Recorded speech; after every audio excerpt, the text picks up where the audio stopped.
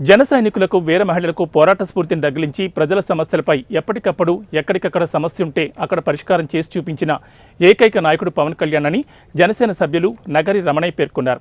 కడప జిల్లా పోరుమామిడిలో జనసేన పార్టీ కార్యాలయంలో జనసేన పార్టీ స్థాపించి 11 వసంతాలు దాటి 12వ వసంతంలోకి అడుగుపెట్టిన సందర్భంగా జనసేన సభ్యులు కేక్ కట్ చేసి అందరికీ పంచిపెట్టారు.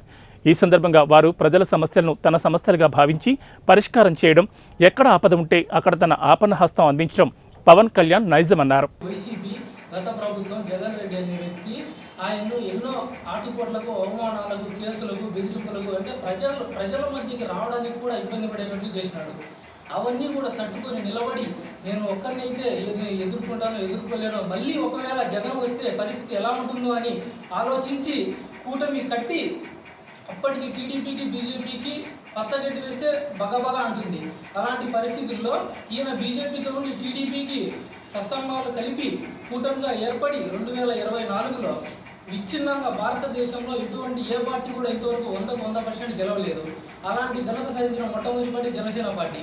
అలా గెలవడానికి ఆయన ఎన్నో కృషి, ఆయన సీట్లు త్యాగం చేసినాడు.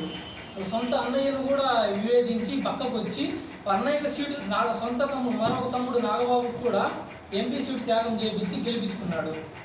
అటువంటి ఇప్పటికీ 12 సార్లు పార్టీ పుట్టినరోజు జరిగింది, ఆవిర్భావ దినోత్సవం. కానీ వాటన్నిటికీ విభిన్నంగా ఈరోజు జరుగుతున్న పార్టీ మొట్టమొదటిగా ప్రపంచం ఏదైతే చలో పిఠాపురం అనే ఒక కార్యక్రమాన్ని మేము మొదలుపెట్టామో, జనసేన పార్టీ 11 వసంతాలు పూర్తి చేసుకొని 12వ వసంతంలోకి అడుగుతున్న సందర్భంగా మేము పూర్వంలో జనసేన పార్టీ కార్యాలయంలో కేక్ కట్ చేసి మా యొక్క నాయకుడు ఏదైతే బడుగు బలహీన వర్గాల పక్షాన పోరాటం చేస్తానని ఆ రోజు మాటిచ్చి ఇప్పుడు ఆ యొక్క మాటను నిలబెట్టుకున్నాడు.